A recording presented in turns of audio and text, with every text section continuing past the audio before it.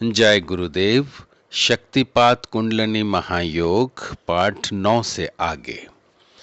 ऐसा नहीं है कि ये कोश एक एक करके उतरते हैं, वर्ण सभी कोशों पर क्रियाएं एक साथ ही आरंभ हो जाती हैं। ये भी आवश्यक नहीं कि शक्ति की जागृति मूल आधार से ही हो, किसी भी चक्कर से जागृति हो सकती है। ऐसा भी नहीं कि चक्रों का क्रमिक बोध भी होता हो। कभी कोई चक्कर तो कभी कोई चक्कर क्रियाशील हो जाता है।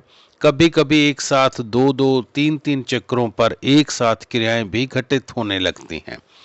इसी प्रकार कोशों की स्थिति है। कभी किसी कोश में शक्ति की क्रियाशीलता प्रकट होती है।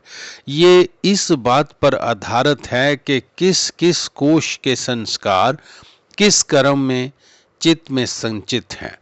सभी साधकों के संचय का कर्म एक जैसा नहीं होता, इसलिए साधकों में क्रियाओं का एक कर्म भी निश्चित नहीं किया जा सकता। कभी किसी में शारीरिक क्रियाएं होते होते मनोमय कोश की क्रियाएं आरंभ हो जाती हैं, तो कभी विज्ञानमय कोश की। कर्म तथा कर्म करने के पृथक पृथक संस्कार संचय होते हैं। इसी प्रकार भोगों तथा विषयों के भोग तथा उन भोगों के भोगने के संस्कार भी पृथक पृथक हैं। कर्म तथा भोग यदि अन्नमय कोश के हैं तो संस्कार हैं, तो भोग भोगने तथा कर्म करने के संस्कार प्राणमय कोश के हैं। भोग यदि तमोगुण है तो भोग भोगना रजोगुण है। भोग तथा कर्म में कर्म के आसक्ति के संस्कार मनोमय कोश के हैं। इस प्रकार एक ही भोग भोगता अथवा एक ही कर्म करता हुआ जीव तीन प्रकार के संस्कार संचय कर लेता है।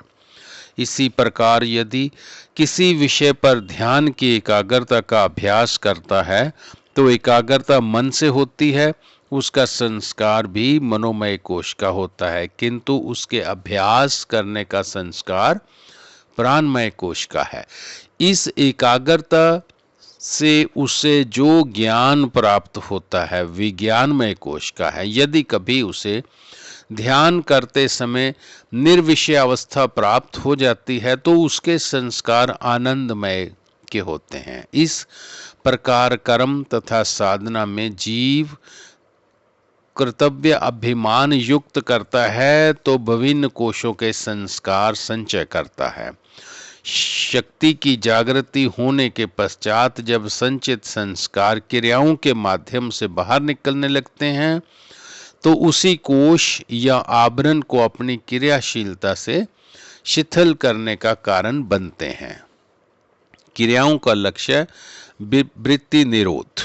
शक्तिपात के द्वारा उद्बोधित शक्ति की क्रियाओं का लक्ष्य केवल करना ही नहीं, अपितु जैसा कि योग का लक्ष्य योग दर्शन में दिया गया था, सूत्रकार ने जिसे इस ग्रंथ में भी मान्य किया है, वृत्ति निरोध करना है। ये ठीक है कि साधक को क्रियाओं में आनंद अनुभूति होती है, किंतु फिर भी ये साधन ही है, साध्य नहीं। जैसा कि पहले ही उल्लेख किया जा चुका है कि प्रथम पाद के अनुसार शक्तिपात का प्रयोजनीय विषय समाधि लाभ है। तब दृष्टा की अपने स्वरूप में स्थिति होती है। स्वरूप स्थिति की प्राप्ति के लिए चित्त का निरुद्ध होना आवश्यक है तथा चित्त निरोध के लिए सकल वृत्ति निरोध आवश्यक है। जब तक कोई क्रिया घटित होती रहेगी तब तक चित्त वृत्ति के समक्ष द्वे के रूप में बनी रहेगी। जब तक द्वे रहेगा तब तक चित्त की कार्यशीलता भी बनी रहेगी। चित्त की कार्यशीलता तथा चित्त वृत्ति निरोध दोनों एक साथ संभव नहीं। जय गुरुदेव।